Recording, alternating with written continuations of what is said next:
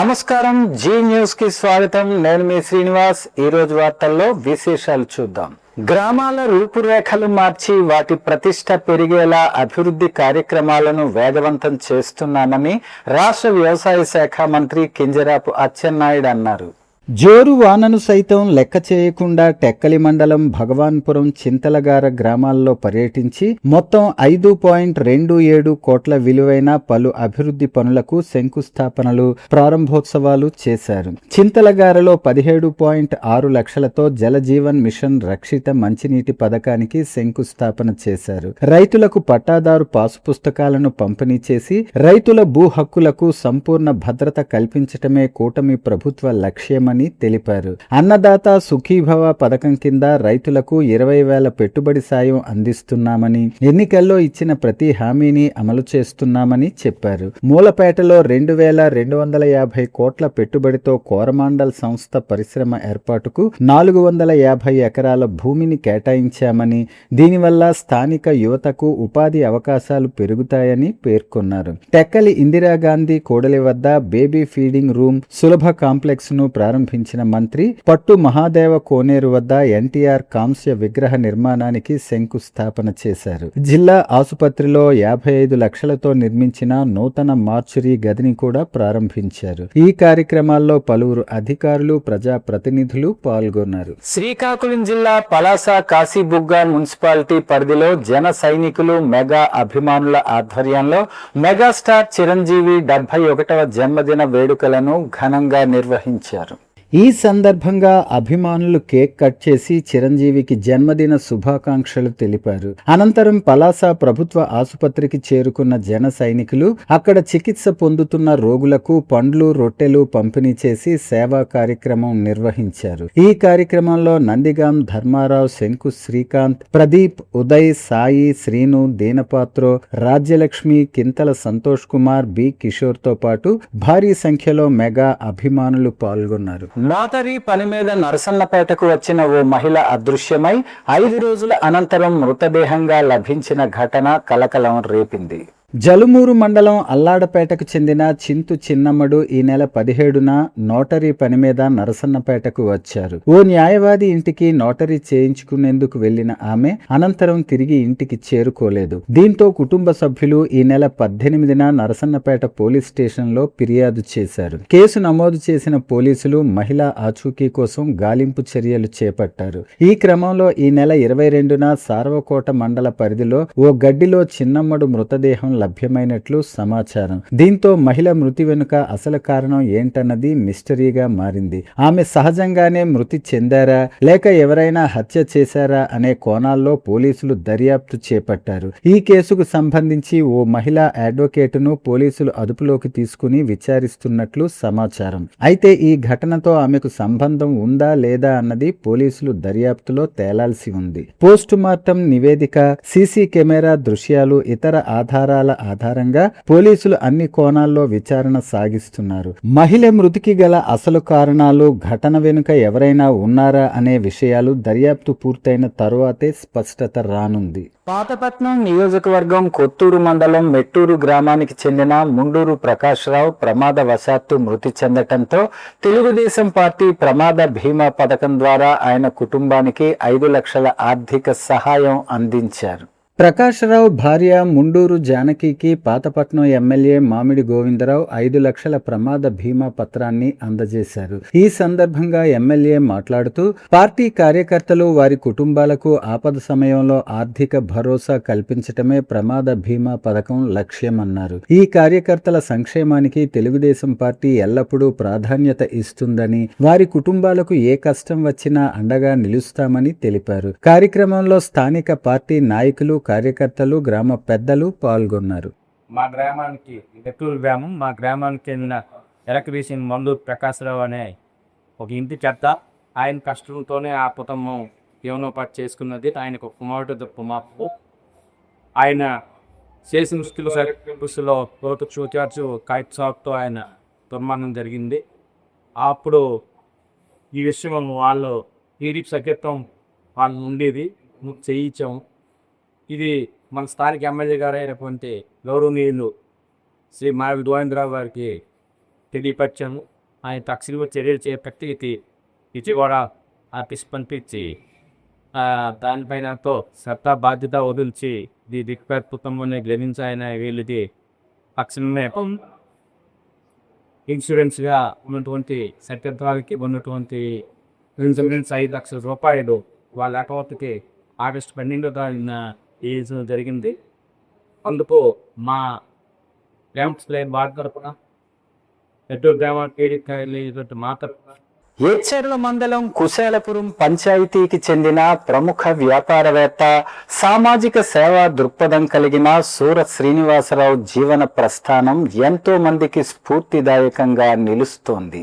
పేదరికాన్ని అధిగమించి సైకిల్పై తిరుగుతూ వ్యాపారం చేసిన స్థాయి నుంచి నేడు వేలాది మందికి ఉపాధి అవకాశాలు కల్పించే స్థాయికి ఎదిగిన ఆయన వ్యాపార విజయంతో పాటు సేవా కార్యక్రమాల ద్వారా ప్రత్యేక గుర్తింపు పొందారు.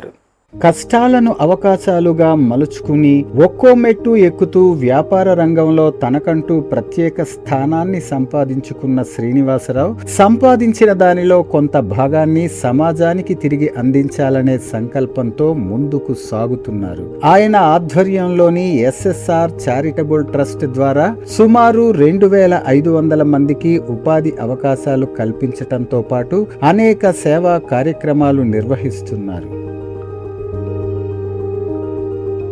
కరోనా మహమ్మారి సమయంలోనూ సూర శ్రీనివాసరావు తన సామాజిక బాధ్యతను చాటుకున్నారు. క్లిష్ట పరిస్థితుల్లో ప్రజలకు అవసరమైన సహాయ సహకారాలు అందించటంతో పాటు పోలీసు వ్యవస్థకు కూడా తన వంతు తోడ్పాటును అందించారు. ఆపదలో ఉన్న వారికి అండగా నిలవాలనే మానవతా దృక్పథం ఆయన సేవా కార్యక్రమాల్లో స్పష్టంగా కనిపిస్తోందని పలువురు అభిప్రాయపడుతున్నారు. వ్యాపార సేవా రంగాలతో పాటు క్రీడా రంగంలోనూ ఆయన తనదైన ముద్ర వేస్తున్నారు. ప్రస్తుతం ఆంధ్రప్రదేశ్ సాఫ్ట్ బాల్ కార్యదర్శిగా బాధ్యతలు నిర్వహిస్తూ యువ క్రీడాకారులను ప్రోత్సహించేందుకు కృషి చేస్తున్నారు. ముఖ్యంగా గ్రామీణ ప్రాంతాల నుంచి వచ్చే ప్రతిభావంతులైన యువత విద్యార్థులకు సరైన అవకాశాలు కల్పించి వారిని ఉన్నత స్థాయికి తీసుకెళ్లాలనే లక్ష్యంతో ముందుకు సాగుతున్నారు. సైకిల్పై వ్యాపారం ప్రారంభించిన సాధారణ వ్యక్తి నేడు వేలాది కుటుంబాలకు ఉపాధి, అనేక మందికి ఆర్థిక చేయూత, యువతకు ప్రోత్సాహం అందించే స్థాయికి ఎదగటం సూర శ్రీనివాసరావు జీవిత ప్రస్థానంలోని విశిష్టత. వ్యాపారంలో విజయం సాధిస్తూ సమాజ సేవలోనూ తనదైన ముద్ర వేస్తున్న ఆయన మరిన్ని ఉన్నత శిఖరాలను అధిరోహించాలని, ఆయన సేవా కార్యక్రమాలు మరింత విస్తరించాలని ఆకాంక్షిస్తూ జీవన్ టీవీ కుటుంబం హృదయపూర్వక జన్మదిన శుభాకాంక్షలు తెలియజేస్తోంది. కష్టాల్లో ప్రారంభమైన ప్రయాణం కృషితో విజయంగా మారి సేవతో వేలాది హృదయాల్లో నిలిచిన పేరు సూర శ్రీనివాసరావు. కూటమి ప్రభుత్వం అధికారంలోకి వచ్చిన తర్వాత శ్రీకాకుళం నగరపాలక సంస్థ పరిధిలో అభివృద్ధి పనులకు మరింత ఊపు వచ్చిందని municipal corporation commissioner Shravan Kumar తెలిపారు. శ్రీకాకుళం నగరాభివృద్ధి కోసం రాష్ట్ర ప్రభుత్వం ఇటీవల 39 కోట్ల నిధులను కేటాయించిందని, ఈ నిధులతో పలు కీలక మౌలిక వసతుల అభివృద్ధి పనులను చేపట్టనున్నట్లు వెల్లడించారు. ఈ నెలలోనే ఆయా అభివృద్ధి పనులకు టెండర్లు పిలిచి పనులను శరవేగంగా ప్రారంభించేందుకు అన్ని రకాల చర్యలు చేపట్టామని కమిషనర్ తెలిపారు. ముఖ్యంగా నగరంలోని డ్రైనేజీ వ్యవస్థను అభివృద్ధి చేయటంతో పాటు ప్రధాన రహదారుల విస్తరణ, దెబ్బతిన్న రోడ్ల అభివృద్ధికి ప్రాధాన్యత ఇవ్వనున్నట్లు పేర్కొన్నారు. అలాగే ప్రజలకు మెరుగైన రక్షిత మంచినీటి సరఫరా అందించేందుకు అవసరమైన చర్యలు చేపట్టనున్నారు. వర్షాకాలంలో నీరు నిలిచి ప్రజలు ఇబ్బందులు ఎదుర్కొంటున్న ప్రాంతాలను గుర్తించి ఆయా ప్రాంతాల్లో రోడ్ల ఎత్తు పెంచే పనులను కూడా చేపట్టనున్నారు. దీంతో వర్షపు నీటి నిల్వ సమస్యకు శాశ్వత పరిష్కారం లభించే అవకాశం ఉందని అధికారులు భావిస్తున్నారు. నగర సుందరీకరణలో భాగంగా పార్కులను అభివృద్ధి చేయటం, కాలనీల్లో పెద్ద ఎత్తున మొక్కలు నాటడం వంటి కార్యక్రమాలను కూడా ఈ నిధులతో చేపట్టనున్నారు. పచ్చదనం పెంపుతో పాటు ప్రజలకు ఆహ్లాదకరమైన వాతావరణం కల్పించటమే లక్ష్యంగా ప్రణాళికలు రూపొందిస్తున్నట్లు సమాచారం. మౌలిక వస్తుల కల్పనకు ప్రాధాన్యత ఇస్తూ ప్రజలకు మరింత మెరుగైన సౌకర్యాలు అందించడమే లక్ష్యంగా అధికారులు, ప్రజా ప్రతినిధులు సమన్వయంతో పనిచేస్తున్నారు. డ్రైనేజీలు, రహదారులు, మంచినీటి సరఫరా, పార్కులు, పచ్చదనం వంటి అంశాల్లో సమగ్ర అభివృద్ధి సాధించి శ్రీకాకుళం నగరాన్ని సుందర నగరంగా తీర్చిదిద్దేందుకు అన్ని రకాల చర్యలు చేపడుతున్నట్లు కమిషనర్ శ్రావణ్ కుమార్ తెలిపారు. శ్రీ పరాభలనామ సంవత్సరం దక్షిణాయనం వర్ష ఋతువు శ్రావణ మాసం సందర్భంగా 2వ ఆదివారం అరసవల్లి శ్రీ సూర్యనారాయణ స్వామివారి ఆలయంలో ప్రత్యేక పూజలు భక్తి శ్రద్ధలతో నిర్వహించారు. వేకువజాము నుంచే భక్తులు పెద్ద సంఖ్యలో ఆలయానికి చేరుకుని స్వామివారిని దర్శించుకున్నారు. ఆలయ అర్చకులు స్వామివారికి ప్రత్యేక అభిషేకాలు, అర్చనలు నిర్వహించారు. అనంతరం భక్తులు స్వామివారికి ప్రత్యేక పూజలు చేసి కుటుంబ సభ్యుల ఆరోగ్యం, ఆయురారోగ్యాలు, సుఖ సంతోషాలు కలగాలని ప్రార్థించారు. శ్రావణ మాసం ఆదివారం కలిసి వచ్చిన సందర్భంగా శ్రీకాకుళం జిల్లాతో పాటు పరిసర ప్రాంతాల నుంచి భక్తులు పెద్ద సంఖ్యలో అరసవల్లి క్షేత్రానికి తరలి వచ్చారు. ఆలయ ప్రాంగణం భక్తులతో కిటకిటలాడగా ఎలాంటి ఇబ్బందులు కలుగకుండా ఆలయ అధికారులు అవసరమైన ఏర్పాట్లు చేశారు. సూర్యనారాయణ స్వామివారి దర్శనం కోసం భక్తులు క్యూ లైన్లలో బారులు తీరారు. స్వామివారిని దర్శించుకుని ప్రత్యేక పూజల్లో పాల్గొన్న భక్తులు ఆధ్యాత్మిక ఆనందంతో మునిగిపోయారు. సైమన్ కమిషన్ గో బ్యాక్ అంటూ బ్రిటిష్ సేనలకి తన గుండెను చూపించి ఎదురొడ్డిన ధీశాలి స్వాతంత్ర సమరయోధులు టంగుటూరి ప్రకాశం పంతులని వక్తలు కొనియాడారు. శ్రీకాకుళం పట్టణంలోని గాంధీ మందిరం స్వాతంత్ర సమరయోధుల సంఘ సంస్కర్తల స్మృతివనంలో టంగుటూరి 154వ జయంతి వేడుకలు ఆదివారం ఘనంగా జరిగాయి. విగ్రహ సమర్పకులు మెట్ట గౌరీశంకర్, మెట్ట అనంతం భట్లతో పాటు గాంధీ మందిర ప్రతినిధులు సురంగి మోహన్ రావు, ప్రొఫెసర్ విష్ణుమూర్తి, చౌదరి రాధాకృష్ణ, నిష్టల నరసింహమూర్తి, పైడి హరనాథరావు బృందం టంగుటూరి విగ్రహానికి పూలమాలలు వేశారు. ఈ సందర్భంగా వారు మాట్లాడుతూ స్వాతంత్ర పోరాటంతో పాటు ఆంధ్రప్రదేశ్ తొలి ముఖ్యమంత్రిగా ప్రకాశం పంతులు అందించిన సేవలు గొప్పవన్నారు. న్యాయవాద వృత్తిలో సంపాదించిన ఆస్తినంతటినీ స్వరాజ్య సాధన కోసం దానం చేసిన త్యాగశీలి అని కొనియాడారు. జీవన పర్యంతం భరతమాత సేవలో పునీతమైన గొప్ప దేశభక్తుడు టంగుటూరి అని పేర్కొన్నారు. ప్రకాశం పంతులు గొప్పతనాన్ని కీర్తిస్తూ పలువురు గేయాలు ఆలపించారు. ఈ కార్యక్రమంలో గాంధీ మందిరం ప్రతినిధులు పొన్నాడ రవికుమార్, నక్క శంకర్రావు, గుత్తు చిన్నారావు, పందిరి అప్పారావు, జి నాగేశ్వరరావు, పివిఆర్ మూర్తి, సువ్వారి రాజారావు శాస్త్రి తదితరులు ఉన్నారు. ఆయన పంతులు గారు ఆయనకేం ధైర్యం ఉంటుందిలే అని అనుకున్నప్పుడు ఆయన ఒకసారి ఆయన ఛాతిని బ్రిటిష్ వాళ్ళకి ఎదురుగా ఆయన నిల్చొని నన్ను ముందుగా కాల్చండి, తర్వాత మా ఉద్యమకారులు కాల్చండి అని చెప్పేసి ముందుకు వచ్చిన ముఖ్యమైన వ్యక్తి అంత ధైర్యశాలి టంగుటూరి ప్రకాశం పంతులు గారు. సో ఆయన ఎక్కువ కాలము అందులో అంటే ఆయన విద్యాభ్యాసం ఎక్కువగా మద్రాస్ ప్రెసిడెన్సీలో జరిగినప్పటికీ రాజమండ్రి అంటే అతనికి చాలా ప్రేమ. ఆ రాజమండ్రి యొక్క అభివృద్ధికి కూడా ఆయన తలకు కృషి ఇప్పటికీ కూడా ఎంతోమంది చెప్పుకుంటూ ఉంటారు.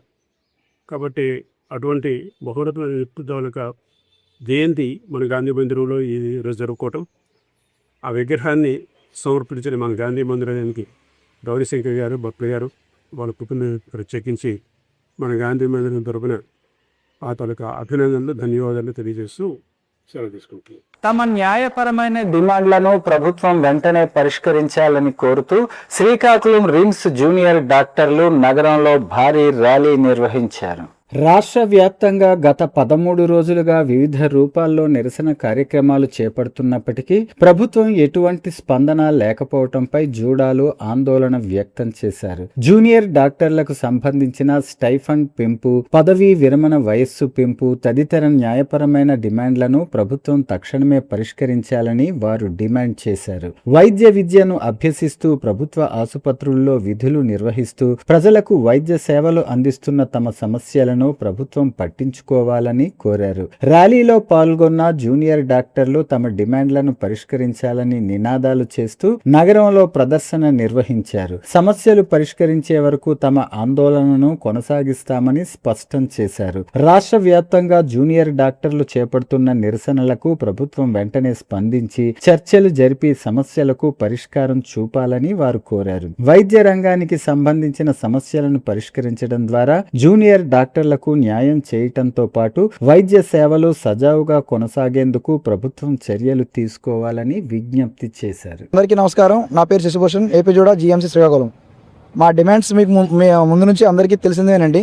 కానీ ఇప్పుడు మేము ఈ స్ట్రైక్ని ఉధృతం చేయడానికి గల కారణం గవర్నమెంట్ మీద వచ్చిన రెస్పాన్స్ అండి.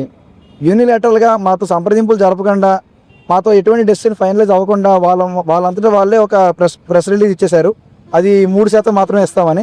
అది అసలు గవర్నమెంట్ ముందున్న జీవో ప్రకారం కానీ లేదా ఇప్పుడు ఉన్న ఈ కరెంట్ ఇన్ఫ్లేషన్ రేట్స్కి కానీ ఎటువంటి విధంగా కూడా ఆ యొక్క 3% అనేది పొందడం కుదరదండి. మేము పడే కష్టానికి మేము చేస్తున్న డ్యూటీలకి ఎంత సమంజసమో మేము అంతే అడుగుతున్నాం. దానికంటే తక్కువ ఇస్తే మేము ఒప్పుకునేదే లేదండి. అట్లీస్ట్ ఏదన్నా ఒక డెసిషన్ తీసుకునే ముందు మా జుడాతో కనీసం సంప్రదించి తర్వాత ఫైనల్ డెసిషన్ తీసుకున్నా బాగుండేది. బట్ యూనిలేటర్గా తీసుకోవడం కొంచెం బాగా బాధ కలిగించిందండి. బట్ ఇప్పుడు ఉన్న ఈ పరిస్థితుల్లో వీలైనంత త్వరగా ఈ సమస్యని పరిష్కరించాలని మేము గవర్నమెంట్ని ప్రతిరోజు కోరుతూనే ఉన్నాం. మా ఏపీ జూడా స్టేట్ ప్యానల్ కూడా ఎప్పుడు పిలిచినా ఆ మీటింగ్కి అటెండ్ అవ్వడానికి రెడీగా ఉన్నారు. సో వీలైనంత త్వరగా ఈ ప్రాబ్లమ్ సాల్వ్ చేసి ప్రజలకు ఉన్న ఇబ్బందుల్ని, ఈ డాక్టర్లు పడుతున్న కష్టాలని తొలగించాలని మేము గవర్నమెంట్ని కోరుకుంటున్నాం. వార్తలు సమాప్తం. మళ్ళీ తర్వాత బులెటిన్లో కలుసుకుందాం. నమస్కారం.